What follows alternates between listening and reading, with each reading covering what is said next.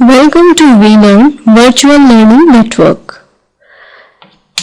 In this session, we will discuss about thinking and problem solving. So today's topic are the nature of thinking and how an individual thinks, the problem solving approach, the role of creativity and its implication at workplace as well as in human being's life, and after that we will discuss about decision making. The objectives of this session is, after studying this lesson, you will be able to understand the nature of thinking, the various stages of problem solving, creativity and its role in life, and the process of decision making. आज के इस session में हम discuss करेंगे thinking का concept और इसकी explanation, किसी भी पर्टिकुलर प्रॉब्लम को सॉल्व करने के various stages, role of creativity and its importance in life, and after that we will discuss the decision making process. आज के इस सेशन में हम लोग इस टॉपिक्स पे डिस्कस करेंगे. सो सबसे पहले डिस्कस करते हैं नेचर ऑफ थिंकिंग. जैसा कि आप जानते हैं, जो भी ह्यूमन बीइंग है, जो भी इंडिविजुअल है, उसकी ट्रेट्स, उसका लेवल, उसका बिहेवियर, उसका एटीट्यूड, ये सारी चीजें उसको डिफरेंट कंसिडर की जाती है. एक ह्यूमन बीइंग इंडिविजुअल होता है, उसकी जो बिलीव्स हैं, जो वैल्यूज हैं, जो एथिक्स हैं, वो सारी चीजें डिफर करती है. जो नेचर है थिंकिंग का, वो एक कॉम्प्लेक्स मेंटल प्रोसेस है जिसमें आप मैनिपुलेशन भी इन्वॉल्व करते हैं इंफॉर्मेशन के साथ. Thinking, how an individual thinks, what's their process. तो एक तरीके का ये कॉम्प्लेक्स मेंटल प्रोसेस है जिसमें आप ब्रेन को यूज करके उन चीजों के बारे में अपने थॉट्स को आप अप्लाई करते हैं. उस प्रक्रिया के थ्रू एक कठिन कार्य है जिससे कि आप मेंटल प्रक्रिया करते हैं जिसमें आपका मैनिपुलेशन इंफॉर्मेशन का इन्वॉल्व होता है. It's a constructive process. एक तरीके से ये कंस्ट्रक्टिव निर्णय लेने की प्रक्रिया है जो हेल्प करती है नए रिप्रेजेंटेशन के साथ किसी भी ऑब्जेक्ट को, उद्देश्य को या इवेंट्स को आप ट्रांसफॉर्म कर सकते हैं अवेलेबल इंफॉर्मेशन में. तो एक तरीके का ये कॉम्प्लेक्स मेंटल प्रोसेस है जिसमें आप मैनिपुलेशन इंफॉर्मेशन की इन्वॉल्व करते हैं. ये कंस्ट्रक्टिव प्रोसेस है जो आपको हेल्प करता है new representation of any object और event by transforming available information. किसी भी ह्यूमन बीइंग के लिए thinking process pure mental ability है जिससे कि वो बिहेव करता है, कैसे रैशनली वो थिंक करता है, कितने effectively he can take any decision on the basis of their thought process. So this help us for individuals as well as any organization. इस प्रक्रिया में जो भी मेंटल एक्टिविटीज है, मानसिक प्रक्रिया है, जो भी आप क्रियाएं करते हैं, लाइक इन्फेरिंग करना, एब्स्ट्रैक्टिंग करना, जो भी आप रीजनिंग करते हैं, जो कंक्लूजन ड्रॉ करते हैं, प्रॉब्लम सॉल्विंग को करते हैं, इमेजिन करते हैं, क्रिएटिव थिंकिंग करते हैं, वो सारी चीजें आपके थॉट प्रोसेस, आपके व्यूज की, आपकी स्किल्स की, आपकी एबिलिटी को शेयर करती है, रिप्रेजेंट करती है. जो भी वैरायटी है मेंटल स्ट्रक्चर्स की, लाइक कंसेप्ट, रीजनिंग, इन सारी चीजों पे आपका थिंकिंग प्रोसेस कंसीडर की जाती है. Let's move on my next slide. Again here we are discussing about the nature of thinking. So जो भी आपके कंसेप्ट्स हैं रिगार्डिंग थिंकिंग, जो ऑब्जेक्ट्स हैं like activities, ideas, living organism, कैसे आप बिहेव करते हैं, क्या आपका उद्देश्य है, कैसी क्रियाएं आप करते हैं, वो दे ऑल्सो रिप्रेजेंट प्रॉपर्टीज. कैसे आप उन चीजों की रिलेशन की एब्स्ट्रैक्शन करते हैं, कैसे उसको कोरिलेट करते हैं. फॉर एग्जाम्पल, जब आप किसी पोटैटो को देखते हैं, आप सबसे पहले उसको आपके माइंड में, आपके थॉट प्रोसेस में ये कैटेगरी आती है कि दिस इज वेजिटेबल. आप इसको कैटेगराइज कर देते हैं वेजिटेबल में. जब आप किसी टावल को देखते हैं, तो आपने इसको क्लॉथ में कैटेगराइज कर दिया. किसी फॉर सपोज अगर आपने वाटरमेलन देखा तो that is the part of fruits. So nature जो थिंकिंग है, थॉट प्रोसेस है, वो आपको सिमिलैरिटीज बताता है आपकी एक्टिविटीज की बेसिस पे. यू कैन जज, you can represent your views, you can share your views. जो भी सेंसरी ऑब्जेक्ट्स हैं वो आप उनके थ्रू आप उन चीजों के थॉट प्रोसेस करेंगे और जो भी उसका लेवल है उसके अकॉर्डिंग आप उन चीजों को कैटेगराइज करेंगे. Moving in my next line, reasoning. Here I am going to discuss about reasoning. जो cause है, cause के बेसिस पे एनालिसिस करना, उसके इफेक्ट्स के थ्रू कंक्लूजन ड्रॉ करना. बिकॉज रीजनिंग वो प्रक्रिया है जिसमें इन्फ्लुएंसेस होते हैं जो आप कंक्लूजन ड्रॉ करते हैं. It's used in logical thinking. जो भी आपकी रीजनिंग है, कारण को बताने के लिए आपको लॉजिकल थिंकिंग अप्लाई करनी पड़ेगी. और जो भी आपकी प्रॉब्लम सॉल्विंग अप्रोच होती है. 2 टाइप्स होते हैं रीजनिंग्स के. Number 1 deductive reasoning and the second one is inductive reasoning. Deductive reasoning क्या है? इसमें आप ड्रॉ करते हैं कंक्लूजन्स को from A set of initial assertions. जो भी आपके पास डेटा या ऑब्जेक्ट्स अवेलेबल है, आप उनके बिहाफ पे कंक्लूजन ड्रॉ करते हैं. एंड इंडक्टिव रीजनिंग, आप चीजों को, अवेलेबल एविडेंसेस को स्टार्ट करते हैं to generate a conclusion.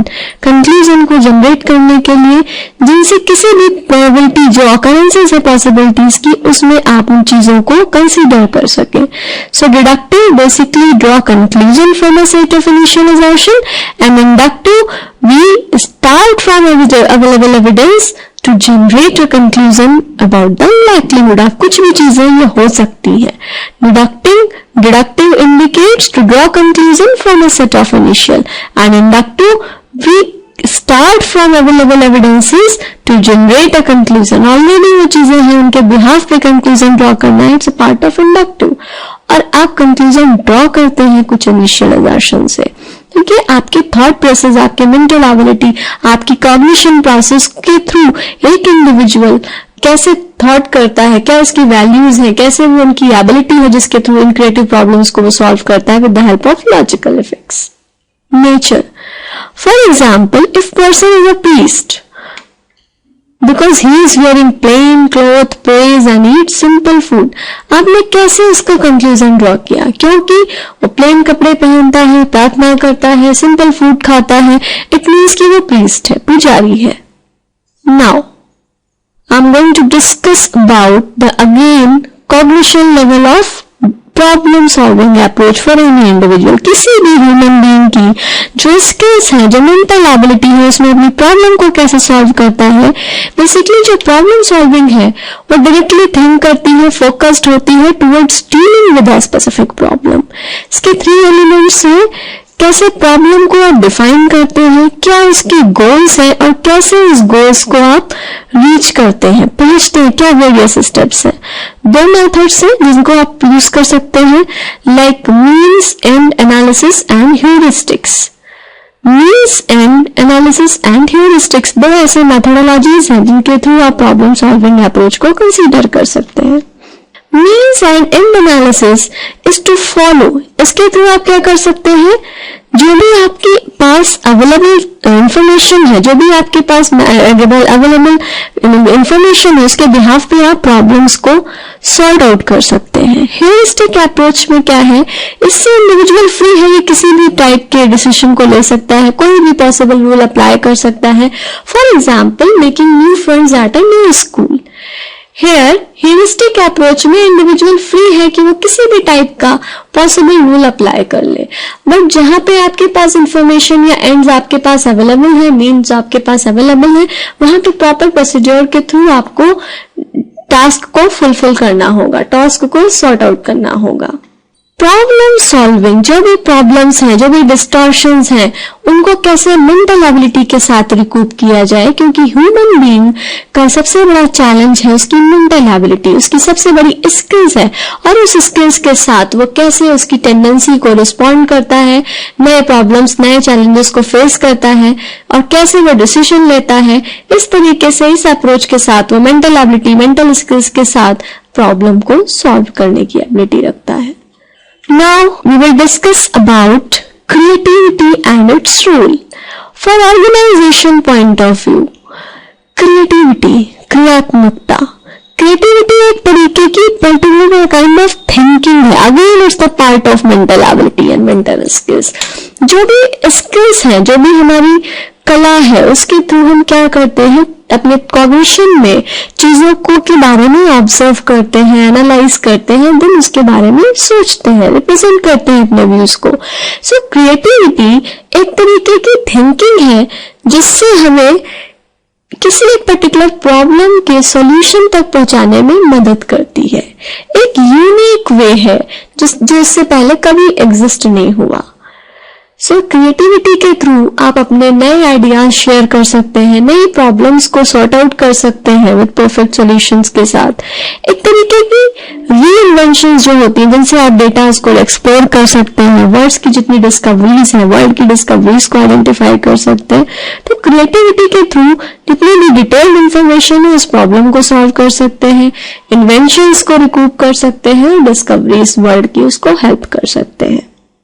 Creativity solutions are spontaneous, या तो वो अचानक होते हैं, and are outcomes of a lot of work. आप किसी भी चीज को जब प्रिपरेशन करते हैं ऑलरेडी वो किया जा सकता है कॉन्शियसली और unconsciously.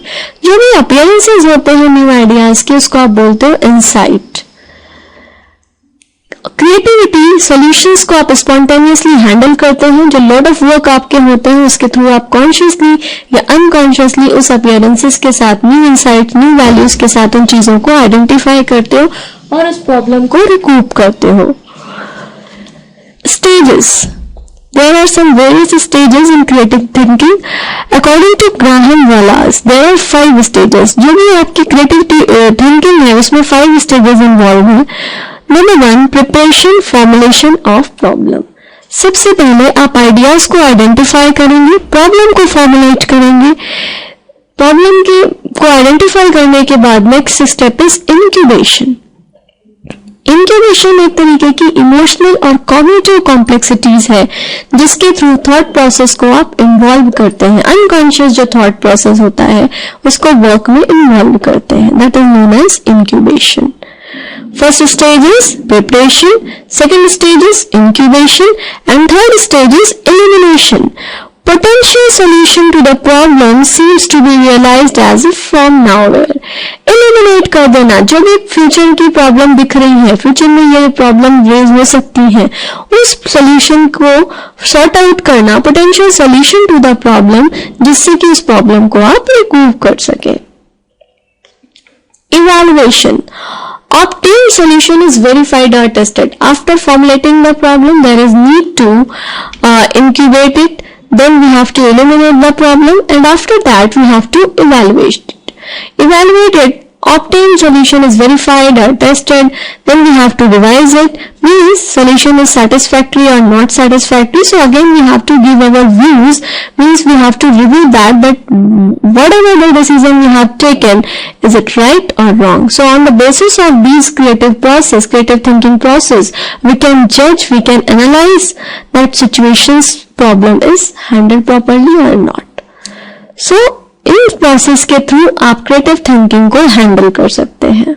Next is decision making, निर्णय लेने की कला. जो भी ह्यूमन बीइंग है कुछ स्पॉन्टेनियसली ले सकते हैं, कुछ अच्छे डिसीजन मेकर होते हैं, कुछ डिसीजन लेने की कैपेबिलिटी नहीं होती उनमें. तो एक तरीके से ये भी प्रॉब्लम सॉल्विंग अप्रोच है जिसमें आप नंबर ऑफ ऑल्टरनेटिव्स के साथ best alternative course of action को सिलेक्ट करते हैं. For example, if you have the option to choose between history and psychology course in your class 11th, you attend classes in both the subjects to decide upon the courses to choose. अगर आपके पास एक option है history और psychology का class 11th में select करने के लिए, तो आप दोनों क्लासेस अटेंड करेंगे, दोनों सब्जेक्ट की, एंड देन आप डिसाइड करोगे कि which course you have to go for that. So this is the decision making. Means we are having 2 alternatives, and on the basis of their reliability we have to select best alternative course of action which is fruitful for us. So ये part आपका decision making का part है. Judgment, अपने opinions को form करना, arrive करना conclusion पे, critical evaluations देना, जैसे कि आपके ऑब्जेक्ट्स, इवेंट्स, पेपर्स, जो भी अवेलेबल इंफॉर्मेशन है उनके बिहाफ पे अपनी व्यूज को, दूसरों को निर्णय देना मीन्स उसके बिहेवियर पे, उसकी परसेप्शन पे आप दूसरों को जज करते हैं, कुछ कैरेक्टरिस्टिक्स के बेसिस पे जज करते हैं, जिसमें stereotyping and halo effect both are the characteristics of individual. On the basis of that characteristics, on the basis of that personality traits, we try to judge that person. So ये आपकी opinions की forming है, एक तरीके की process है जिसमें आप critical evaluations के through निर्णय पे पहुंचते हैं about any objects, any events and peoples and the basis of available information. Now, in this session, there are some practice questions. For example, you have to provide 2 examples like concept, reasoning and problem solving. Identify any 5 creative persons who are famous in India. Then you have to explain the concept of decision making and its importance in daily life. Thank you.